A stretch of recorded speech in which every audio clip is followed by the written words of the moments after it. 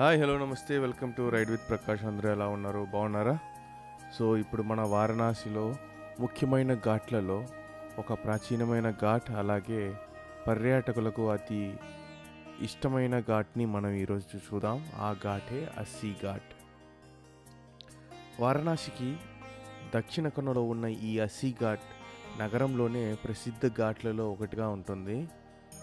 ఇది తన ప్రశాంతమైన వాతావరణం మరియు గొప్ప సాంస్కృతిక కార్యక్రమాలకి ఇది ఒక నిలయంగా ఉంది అన్నమాట. అలాగే స్థానికులు ఇంకా పర్యాటకులు కూడా ఎక్కువగా సందర్శించే ఒక ఘాట్ ఏదైనా ఉంది అంటే అది అస్సీ ఘాట్గా చెప్పుకోవచ్చు. సో ఈ అస్సీ ఘాట్ దగ్గరే మనకి గంగా నదితో అస్సీ నది రెండూ కూడా సంగమం అవుతాయి.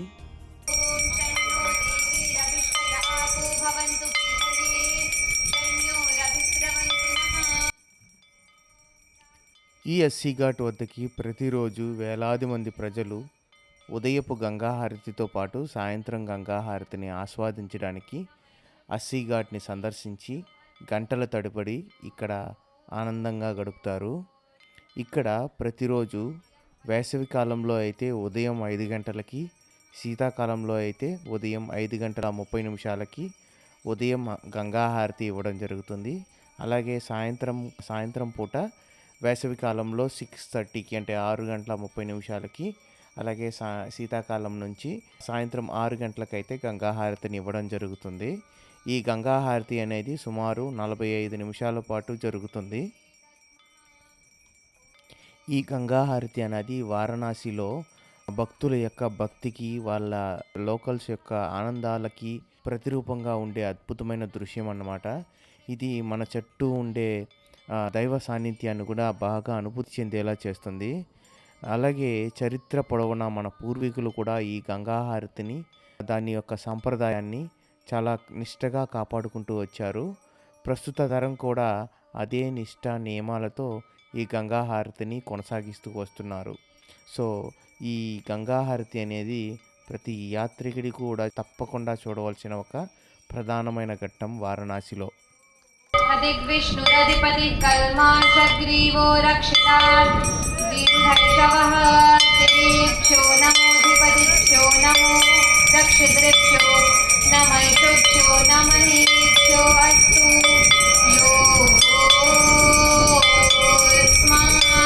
द्वेष्यं वयं विष्णुसम्भूतं वेदस्मः।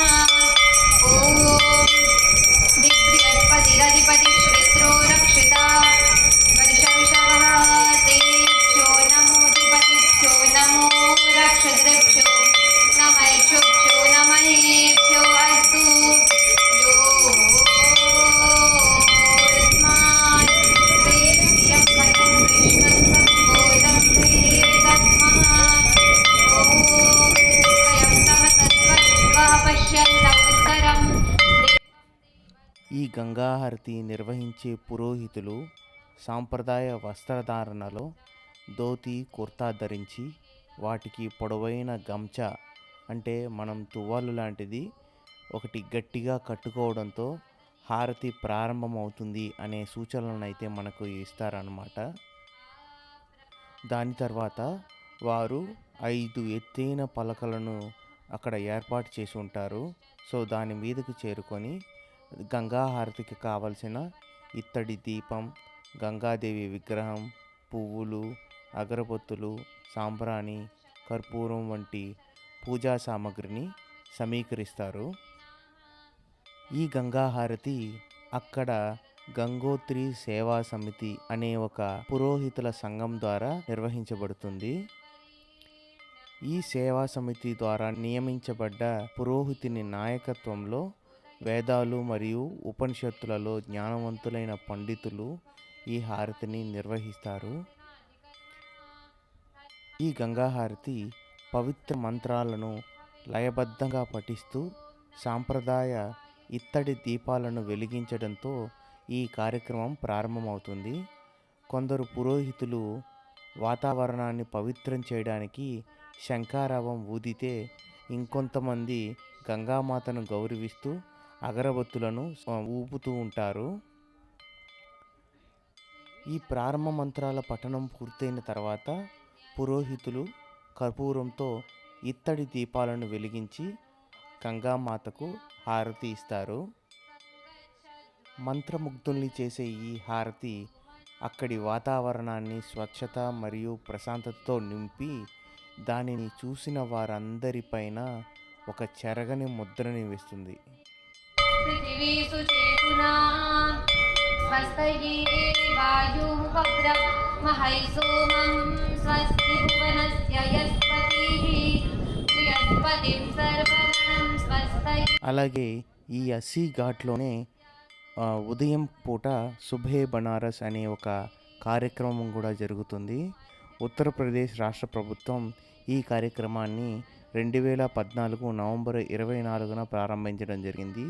ఇందులో భాగంగా ఇక్కడ కొన్ని సాంస్కృతిక కార్యక్రమాలు అలాగే యోగాసనాలను నేర్పించడం జరుగుతుంది. ఇక ఈ అస్సీ ఘాట్కి ఎలా చేరుకోవాలో చూద్దాం. ఈ అస్సీ ఘాట్ విశ్వనాథ స్వామి యొక్క దేవాలయానికి 3 కిలోమీటర్ల దూరంలో ఉంటుంది. అలాగే బనారస్ హిందూ విశ్వవిద్యాలయానికి 2 కిలోమీటర్ల దూరంలో ఉంటుంది.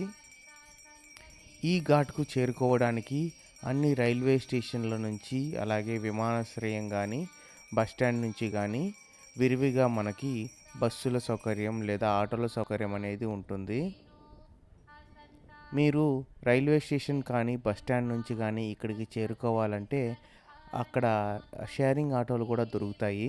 వాళ్ళకి అస్సీ క్రాసింగ్ అని చెప్పారంటే ఇక్కడ ఒక జంక్షన్ దగ్గర దింపుతాడు. అక్కడ నుంచి మీరు అస్సీ ఘాట్కి 5 నిమిషాలలో చేరుకోవచ్చు.